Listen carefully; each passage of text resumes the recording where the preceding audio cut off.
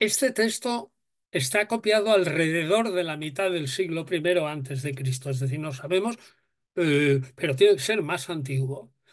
Y el texto documenta que el mito de Melquisedec estaba muy vivo entre los judíos. El texto es el siguiente, fíjense porque me voy yo luego o me voy a ocupar de señalar algunas palabras de este texto.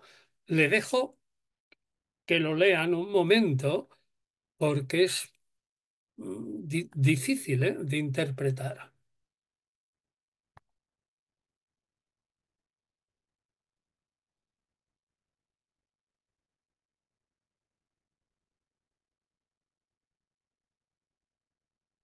Fíjense aquí, librarlos de la deuda. Esto sucederá en la primera semana que sigue a los 9 jubileos.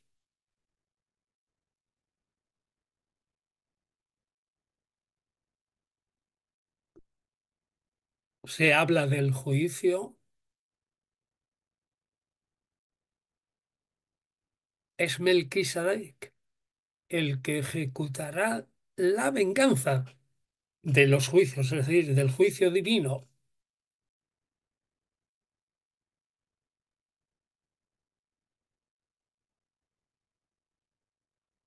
Es el que prevalecerá ese día sobre todos los hijos de Dios. ¿Quiénes son los hijos de Dios? Pues los israelitas, en concreto los esenios de Qumran, no otros. Y presidirá la asamblea, es decir, es el Mesías. Y este es el día de la paz, es decir, el día de la venida del reino mesiánico, donde se puede decir, tu Dios reina. Fíjese que este Melquisedec es el ungido del Espíritu del que habló Daniel.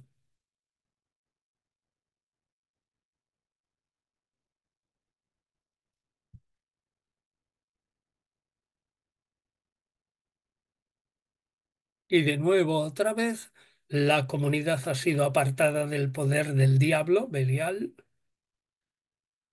En la comunidad tu Dios reina, es el preludio, la comunidad es el preludio del Israel verdadero, el único que se salvará.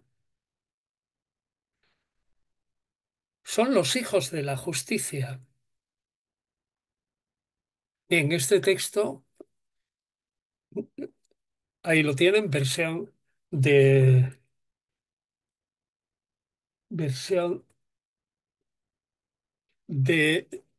Florentino García Martínez de los textos de Qumran, páginas 186, 187, edición de Trota. Este texto, como digo, no es fácil de entender.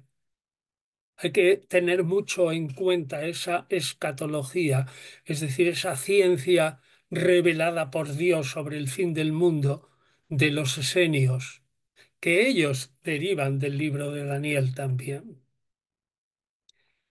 Fíjense que según la interpretación esenia de este profeta, capítulo 9 de Daniel, desde el tiempo de la revelación a él concedida, Daniel, que el profeta vive en tiempos de Nabucodonosor, hasta la gran batalla final contra las huestes de Satanás antes del reino y la derrota de este Satanás y el comienzo del tiempo escatológico, tiempo mesiánico, han de pasar 490 años.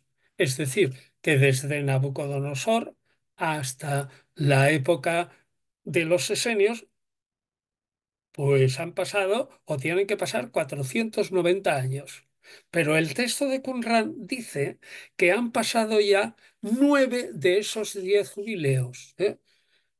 Y falta una, una semana de años, es decir, 7 años, el 10º jubileo.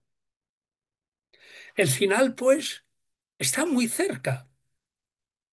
Ya están en el último, en el 10º jubileo, los esenios. Y el que ha escrito este texto, no sabemos quién es, estudiosos dicen que el maestro de justicia de la comunidad o algún preboste de ella piensa que está viviendo en esos momentos anteriores a la gran batalla escatológica. No se ha celebrado, pero se va a celebrar inmediatamente. Batalla que precede al tiempo mesiánico o reinado de Dios. Este es el momento, dice el texto, en el que los justos serán liberados de sus deudas, Padre nuestro. Es decir, los justos serán liberados de sus pecados, no de deudas materiales. Y segundo, serán liberados de sus enemigos escatológicos. Es el tiempo mesiánico, es el día de la paz y que tiene un pregonero, Melquisedec, que lo anuncia y lo pone en práctica. Además, el texto dice que el pregonero es un ungido del Espíritu, por tanto es un Mesías. Se va a presentar en la comunidad que ya ha sido apartada de Belial. Y cuando dice tu Dios reina, prácticamente ya está poniendo casi casi el inicio del reino de Dios como si hubiera acabado ya la batalla escatológica. Y ciertamente es Melquisedec el que los libera de Satanás. Fíjense que todo esto, como piensa, por ejemplo, en el Evangelio de Marcos, que presenta a Jesús como el guerrero divino que machaca a Satanás. Aquí solo hay que cambiar la figura casi de Melquisedec por Jesús según Marcos, según la mentalidad de Marcos, en general.